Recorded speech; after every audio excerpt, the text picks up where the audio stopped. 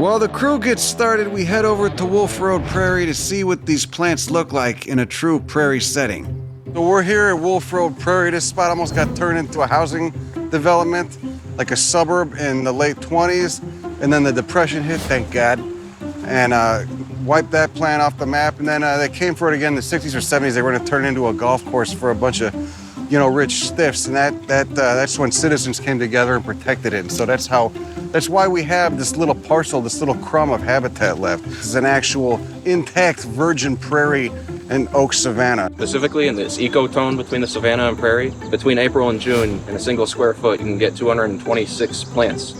These sidewalks, it's almost like the people who were gonna build that housing development in the 20s knew that their project was gonna fail and that people would need a nice path to come here and enjoy the prairie. So they kind of built this for us, Look at this, Utrum purpureum. This is a nice one. See, it's growing in mostly shade. It gets sprinkled light. But so for a yard that's going for a savanna effect that doesn't have full sun, this is a great plant. You could get like a Garrison Keillor thing here, No one ever did a little house in the office park. Look at this guy. He's taking a nap. He ate so much pollen in there, he's just sleeping. I ate my weight at Buono beef.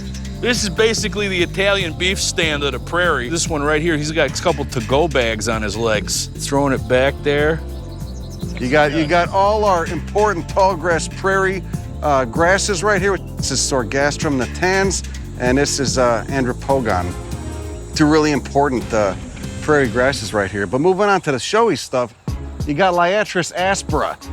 See that right there? The blazing star, those pink flowers, the monarchs go back over. Here's Prairie Dock. Here we they go. call it. This is Silphium terebinthinaceae. They can get upwards of like 14 feet tall. It just looks like a little sunflower. And then you got these big basal leaves. That's the most important. That's the most impressive part right here, is these leaves. I mean, it's kind of a drought year this year, so they're not that big, but I got one I planted in my Maz. The leaves are like that big. These leaves are just these giant solar panels collecting all this energy that they can store in those massive roots. Joe, why don't you tell me, why is this getting so tall? Why is it so big? Because it's got to outcompete. It's got to get those flowers up above all the other competition so that they can get pollinated. We're looking at like 50 species of plants that thrive in these conditions. This is what a lawn could be. This could be everywhere. High diversity, a lot of cool insects hanging out, butterflies. Such a pleasant alternative to just the barren desert of a lawn.